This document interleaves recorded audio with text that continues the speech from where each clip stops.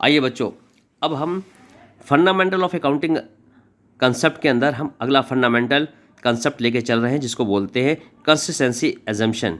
इसको हिंदी में हम एक रूपता मान्यता बोलते हैं। बच्चों, इस एजम्पशन के अकॉर्डिंग हम ये मान के चलते हैं कि हर अकाउंटिंग पीरियड के अंदर, हर अकाउंटिंग ईयर में हमें एक जैसा मेथड अप्लाई करना चाहिए जो हम अकाउंटिंग के अंदर कर रहे हैं। अगर हम किसी भी अकाउंटिंग को ट्रांजैक्शन के लिए हम जो मेथड प्रयोग कर रहे हैं उसी को हमें अगले साल और अगले साल इस तरीके से हमें प्रयोग करते रहना चाहिए, ना कि हमें बदल बदल के करना चाहिए। अगर हम हर एक मेथड को, हर साल वही मेथड को हम अप्लाई करते रहेंगे तो उससे फ़ायदा ये होगा कि जो उससे हमें इन्फॉर्मेशन मिलेगी, जो हमें रिज़ल्ट मिलेगा, उस रिज़ल्ट को हम अगले साल के रिज़ल्ट से कंपैरिजन कर सकते हैं। और जब हम कंपैरिजन करेंगे तो हमें जो रिज़ल्ट मिलेगा वो बहुत ही सटीक मिलेगा, बिल्कुल एक्यूरेट मिलेगा और हम उससे अपने जो है एनालिसिस कर सकते हैं रिज़ल्ट को, और उससे जो इन्फॉर्मेशन मिलेगी वो बिल्कुल सही मिलेगी। इसलिए हमें अपने मेथड को बदल बदल करके इस्तेमाल नहीं करना चाहिए। तो इसमें ये बताता है according to this assumption accounting practices and method one selected, यानी कि जो मेथड अगर आपने सेलेक्ट कर लिया गया है एंड अडॉप्टेड कर लिया गया है should be applied consistently from one accounting period to another. हमें एक साल से दूसरे साल में वही अकाउंटिंग मेथड को अप्लाई करते रहना चाहिए, बदलना नहीं चाहिए, जिससे कि financial statement can be compared easily, जिससे कि फाइनेंशियल जो भी स्टेटमेंट, जो भी रिजल्ट आएगा उसको हम आराम से उसको कंपैरिजन कर सकते हैं। इसको हम एग्जाम्पल के तौर पे समझा सकते हैं कि एक कंपनी ने एक स्ट्रेट लाइन मेथड को 2025 के अंदर अडॉप्ट करा। स्ट्रेट लाइन मेथड यानी कि डेप्रिसिएशन निकालने का ये एक मेथड है कि किस तरीके से मशीनों पे या एसेट्स में डेप्रिसिएशन निकाला जाता है।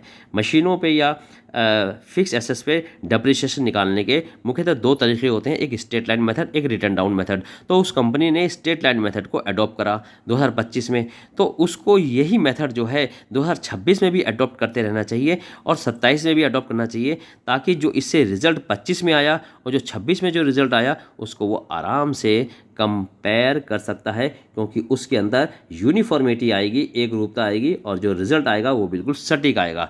तो इसलिए इस कंसिस्टेंसी एजम्पशन में हमने ये सीखा कि मेथड को बदलना नहीं चाहिए, मेथड को एक ही मेथड को इस्तेमाल करते रहना चाहिए हर साल। तो ये इसका एक सारांश है, यानी कि एब्स्ट्रैक्ट है। तो कंसिस्टेंसी में हमें मेथड को बदलना नहीं चाहिए। अब अगला आता है एक्यूरल एजम्पशन। बच्चों, अब इसको हम समझाएंगे। ये फंडामेंटल कंसेप्ट का आखिरी कंसेप्ट है जो कि इम्पॉर्टेंट है। एक्यूरल एजम्पशन यानी कि जो अर्जित मान्यता।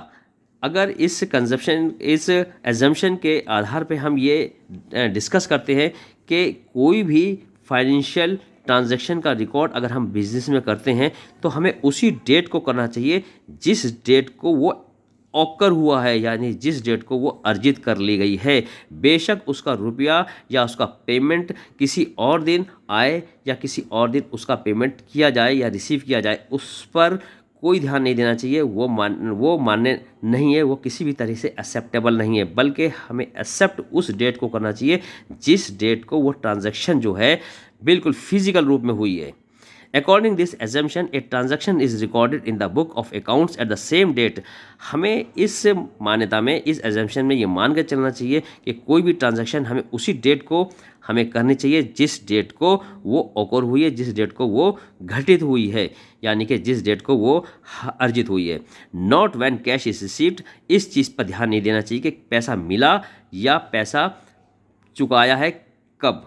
तो किस डेट को पैसा चुकाया है, किस डेट को पैसा रिसीव हुआ है, इस बात के पहलू पर बिल्कुल ध्यान नहीं देना चाहिए। हमें उस पर ध्यान देना चाहिए कि कब वो ट्रांजैक्शन हुई है। इसको हम एग्जांपल के तौर पे अच्छी तरह से समझा सकते हैं कि माना एक कंपनी ने उधार माल बेचा 20,000 रुपये का 25 मई 2026 को, तो हमें अकाउंट्स की किताब में 25 मई 2026 को जो उधार माल बेचा है इसकी एंट्री कर लेना चाहिए, यानी कि माल हमने 20,000 रुपये का बेचा।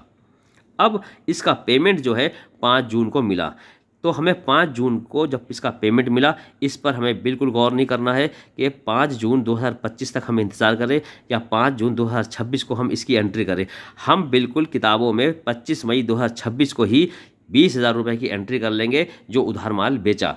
तो according this the sale of 20,000 will be recorded on 25 May 2026 because the income has been earn on the said date 25 May 2026। यानी कि इस पर मैंने आपको ये बताया कि कोई भी एंट्री हमें उस डेट को करनी चाहिए जिस डेट को वो घटित हुई है, ऑकर हुई है, ना कि पैसा किस डेट को मिला है। तो यही ट्रांजैक्शन के अंदर, यही एग्जाम्पल के अंदर एक्यूरेल एजम्पशन में हमें ये बताता है कि इसका सारांश यही है कि 25 मई 2026 को अगर आपने उधार माल बेचा तो उसकी एंट्री उसी डेट को करनी चाहिए, ना कि इस पहलू पर ध्यान देना चाहिए कि वो पैसा हमें 5 जून 2026 को मिला।